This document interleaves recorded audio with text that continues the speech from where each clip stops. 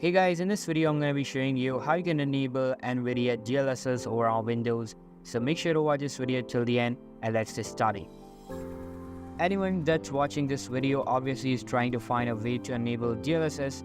We'll just go right here over to settings and then go over to display. Well, it comes down to graphics and change default, and it's right here. Hardware accelerated GPU scheduling. So what this does is just whatever the setting is that it has that it needs to enable, you just click over on and then DLSS will be active and you'll be able to use it in your games. I had trouble using DLSS in Spider-Man and in Call of Duty as well as Cyberpunk. Change the settings to on and it allowed me to use it.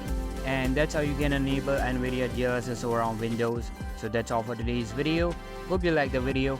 I'll be meeting in the next one. See you soon. Bye.